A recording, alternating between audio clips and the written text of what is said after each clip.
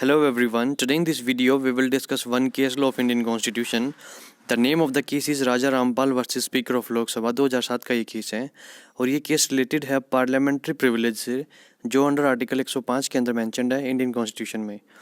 तो इस केस के फैक्ट ऐसे हैं कि इसके अंदर 10 MP 10 सांसद लोकसभा के और एक सांसद राज्यसभा का, उनके खिलाफ एक टीवी रिपोर्टर जो है एक स्टिंग ऑपरेशन करते हैं और उस स्टिंग ऑपरेशन में यह पाया जाता है कि वो कुछ क्वेश्चंस पूछने के लिए वो डिमांड कर रहे थे कुछ पैसा, क्योंकि जो सांसद होते हैं वो पार्लियामेंट में क्वेश्चंस पूछते हैं तो उन क्वेश्चन कुछ पर्टिकुलर क्वेश्चन रेज करने के लिए दे वर डिमांडिंग सम मनी।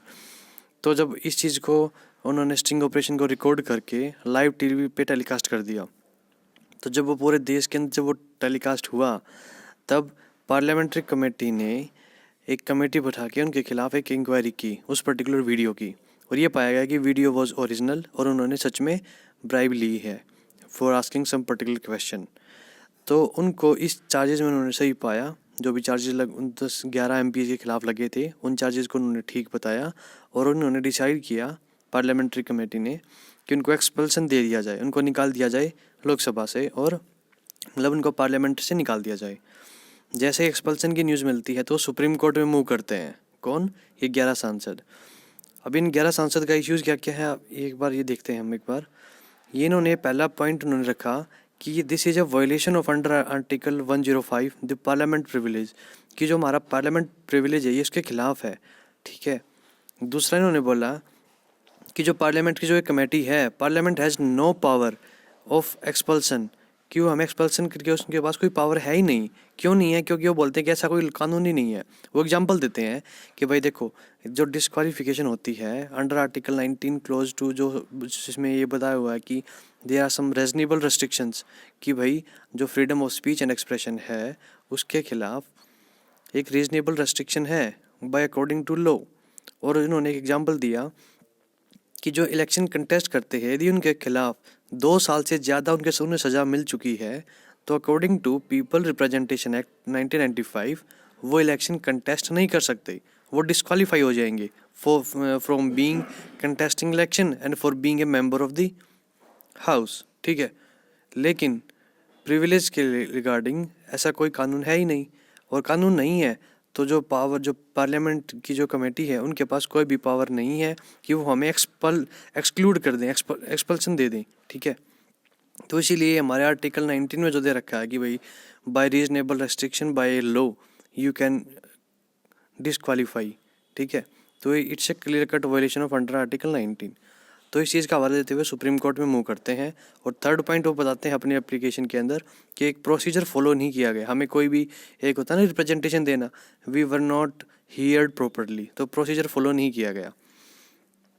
तो ये मूव किए सुप्रीम कोर्ट में।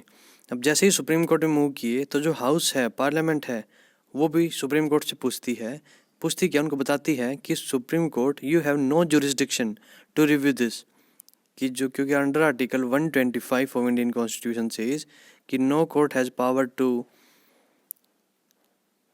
रिव्यू द प्रोसीजर शॉर्टकमिंग, कि जो भी हमारा प्रोसीजर है ठीक है गलत है, किसी भी कोर्ट के पास हमारे प्रोसीजर को रिव्यू करने की पावर है ही नहीं। तो वो इस चीज़ को कहते हैं। तो इस जजमेंट को पढ़ने से पहले चलो हम इसको जजमेंट को पढ़ ही लेते हैं कंटिन्यूएशन में। तो इसमें सुप्रीम कोर्ट ने बोला पहला पॉइंट कि अंडर आर्टिकल 125 हम आपके प्रोसीजर को रिव्यू नहीं कर रहे हैं कि आपके प्रोसीजर ठीक था गलत था, हम उस चीज़ को रिव्यू नहीं कर रहे हैं। हम क्या चेक कर रहे हैं, हम इलीगल इरेगुलरिटीज चेक कर रहे हैं। तो सुप्रीम कोर्ट ने एक बहुत तगड़ा एक प्ले कार्ड किया, ठीक है। दे सेड कि हम इलीगल इरेगुलरिटी चेक कर रहे हैं, प्रोसीजर शॉर्टकमिंग को नहीं देख रहे। दूसरा उन्होंने बोला कि जो पार्लियामेंट्री प्रिविलेज है ना वो ठीक है, लेकिन हमारे यहाँ पे जो आप क्योंकि पार्लियामेंट्री प्रिविलेज का हवाला वो क्यों देते हैं, वो कहते हैं कि जैसे यूके के अंदर जो उनकी पार्लियामेंट है उनको इम्यून बनाया हुआ है, ठीक है। They can say anything, they can not be arrested, ये वो मतलब उनके पास पूरी जितनी भी पार्लियामेंट की इम्यूनिटी हम इंजॉय करते हैं हमारे सांसद, वो ब्रिटिशर्स पार्लियामेंट जो यूके पार्लियामेंट है वहाँ से ड्राइव करते हैं। तो अब सुप्रीम कोर्ट कहती है कि इंडिया के अंदर कॉन्स्टिट्यूशन की सुप्रीमेसी है, पार्लियामेंट की सुप्रीमेसी नहीं है। पार्लियामेंट सुप्रीमेसी यूके में है, that's why they are enjoying that much parliamentary privileges, ठीक है। तो अब आप यहाँ पे ये नहीं कह सकते कि हम बिल्कुल सेम टू सेम है ना, हमारे यहाँ पे कॉन्स्टिट्यूशन की सुप्रीमेसी, इस चीज़ को ध्यान रखना। तो जो इन्होंने हवाला दिया था 11 MPs ने जिन्होंने ब्राइब ली थी कि पार्लियामेंट प्रिविलेज हमारा हनन हो रहा है, तो उन्होंने बोला पार्लियामेंट्री प्रिविलेज सिर्फ एक अच्छे काम के लिए है, फॉर पार्लियामेंट्री वर्क फंक्शन के लिए। If you are taking bribe and all this doing this thing, you can not take the benefit of this. Next, जो पार्लियामेंट्री कमेटी थी उनका जो डिसीजन है वो बिल्कुल वैलिड है, जो भी वो डिसीजन डिसाइड करेंगे दैट इज़ ऑल गुड, और आपको एक्सप्रेशन मिलेगा। उन्होंने नेक्स्ट बोला कि आर्टिकल 19 जो आप कह रहे हो कि हमारा 19 का वायलेशन हो गया और अंडर आर्टिकल 105, तो उन्होंने बोला इन दोनों में से आर्टिकल 105 प्रिवेल करेगा आर्टिकल 19 की बजाय, क्योंकि जो 105 है वो कॉन्स्टिट्यूशन स्प्रिट को डिफाइन करता है कि जो पार्लियामेंट है, पार्लियामेंट जो है वो डेमोक्रेसी को रिप्रेजेंट कर रही है, विल ऑफ द पीपल को। और जो विल ऑफ द पीपल है, जो लोगों ने, जो आपकी पार्लियामेंट्री प्रिविलेज कमेटी है जो उन्होंने डिसाइड किया है आपको एक्सपल्सन करने का, वो एक लोगों के हित का काम है, क्योंकि लोगों ने उन लोगों को चुना है।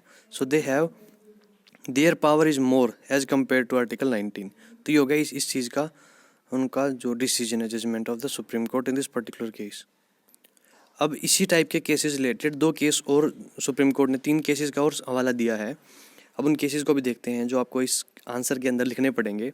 पहला केस का उन्होंने हवाला दिया पंडित शर्मा केस। इस केस में ये होता है कि एक न्यूज़ रिपोर्टर असेंबली की प्रोसीडिंग का वो पार्ट पब्लिश कर देता है जिसे स्पीकर ने छापने से मना कर दिया था। ठीक है, ये पार्लियामेंट, ये जो हाउस है या पार्लियामेंट या लेजिस्लेटिव असेंबली है स्टेट की, उनके पास ये पावर है। यदि स्पीकर ने ये बोल दिया ना कि आप इस प्रोसीडिंग का ये पार्ट नहीं छापोगे, तो वो छाप नहीं सकते, उसको हम कंटेम्प्ट ऑफ हाउस माना जाएगा। ठीक है, तो क्या हुआ, इस न्यूज़ रिपोर्टर ने उस पार्ट को छाप दिया जिसे स्पीकर ने छापने से मना किया था, तो ये कंटेम्प्ट ऑफ हाउस हो गया, कंटेम्प्ट ऑफ असेंबली हो गया, मतलब अवमानना होगी। तो अवमानना के केस में इसको शो कॉज नोटिस डाला इस न्यूज़ रिपोर्टर को, पंडित शर्मा को। तो पंडित शर्मा आर्टिकल 32 के अकॉर्डिंग सुप्रीम कोर्ट में मूव किए।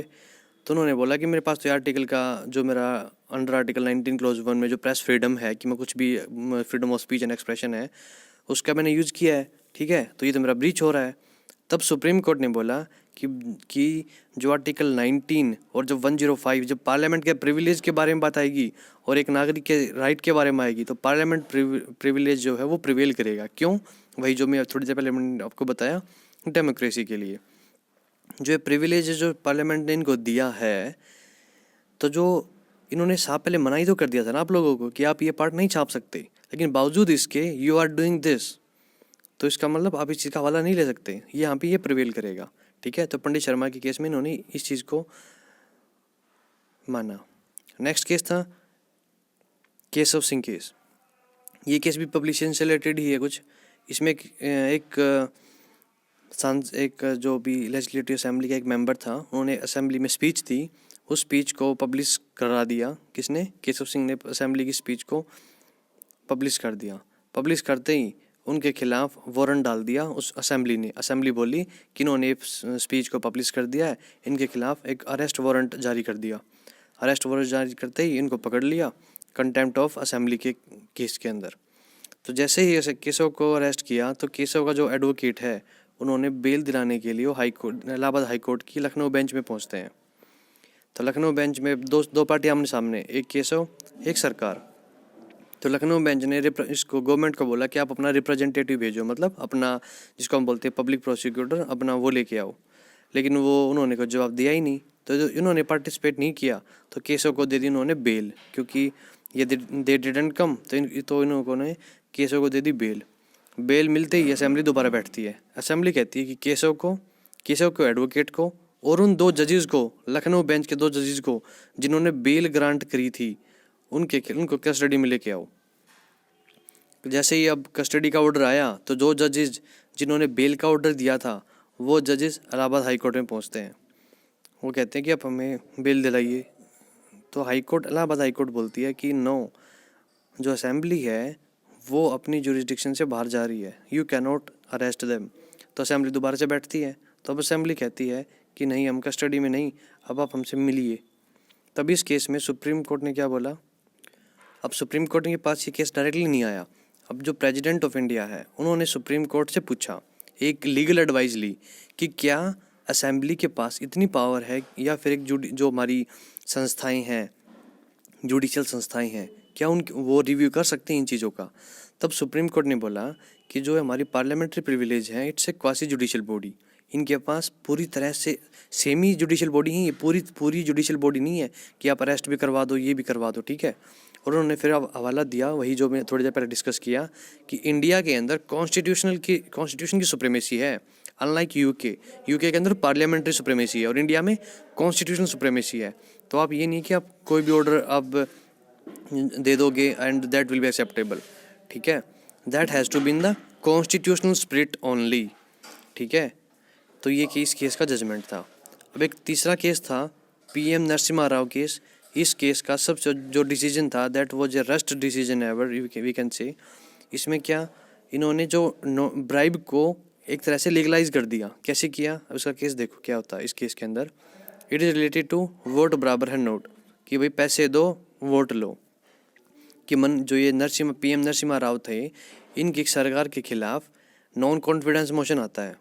तो जो ये अपोजिशन पार्टी है उनको बोलते हैं कि आपको हम वोट दे देंगे, आपको हम पैसा देंगे, आपको हमारे पक्ष में वोट डालना है। तो उन्होंने 10 सांसदों को दिया पैसा और बोल दिया कि आप हमारे पक्ष में वोट डालोगे। 10 में से 9 ने तो वोट डाल दिया, लेकिन जो 10वां सांसद है उसने पैसे ले लिए और वोट डालने आया ही नहीं। तो मतलब उससे तो कोई फर्क पड़ता ही नहीं है। पक्ष में डाले मतलब उसने विरोध में नहीं डाले, पक्ष में नहीं डाला तो इसका मतलब क्या हुआ? उसने विरोध में तो डाला ही नहीं है, ठीक है। तो क्योंकि जो नॉन कॉन्फिडेंस मोशन होता है जो उसके अंदर प्रेजेंट एंड वोटिंग काउंट किए जाते हैं, तो उन्होंने तो पैसा ले लिया। तो जब ये मैटर है अभी सुप्रीम कोर्ट में पहुंचता है कि करप्शन से रिलेटेड, तब सुप्रीम कोर्ट ने बोला कि भाई क्योंकि पार्लियामेंट्री जो प्रिविलेज है अंडर आर्टिकल 105 उनके तहत ये इम्यून है, ये कुछ भी करें, संसदन के अंदर आके वोट कास्ट करे, चाहे पैसे से लेके करे, चाहे कुछ भी करें, वो दे आर इम्यून। उनके खिलाफ कोई भी जुडिशियल या फिर बोलते हैं ना कोर्ट प्रोसीडिंग स्टार्ट नहीं हो सकती। तो 5 जजेस की बेंच थी, तो 3 ने ये फैसला दिया कि इनके ऊपर कोई भी चार्ज नहीं लगेगा। नो एक्शन A/C मतलब no action shall be taken against them. लेकिन जो 2 जजेस थे उनमें से एक जस्टिस अग्रवाल थे, उन्होंने बोला कि this is a very bad judgement. हम इस चीज़ मतलब बैड जजमेंट क्या, उन्होंने अपना डिसेंट ओपिनियन दिया। उन्होंने बोला कि मैं चाहूँगा कि जो ये वोट जो इन्होंने दिया है, ये जो पार्लियामेंट्री प्रिविलेज का उन्होंने इंटरप्रिटेशन लिया, मतलब जो अंडर आर्टिकल 105 में जो दिया उन्होंने ये ऐसे इंटरप्रेट किया कि जो 105 में जो प्रिविलेज दिया हुआ है वो एक कॉन्स्टिट्यूशनल प्रोसीजर को फॉलो कराने के लिए दिया गया है। ये नहीं है कि आप कोई भी क्राइम करके आओ और संसद के अंदर जाके छुप जाओ, आपको भी पुलिस यहाँ पे अरेस्ट करने आएगी नहीं। So you do not take this article in this way. This is for protection, this is not for protection of criminals, this is for welfare of the people, ठीक है। तो ये सुप्रीम कोर्ट का एक decision बेकार था, ठीक है। अब हम ये देख लेते हैं कि 105 आर्टिकल के अंदर क्या लिखा हुआ है। This is 105 power privilege etcetera of the house of the parliament. अभी आप पढ़ सकते हो कि वही है कि no proceeding shall be started in any court of law for doing, जो भी ये बोल रहे हैं कर रहे हैं, ठीक है। तो सिंपल सा है, जो भी बोल रहे हैं कर रहे हैं पार्लियामेंट के अंदर, they are immune from everything. Okay then, see you in the next video. Thank you for watching.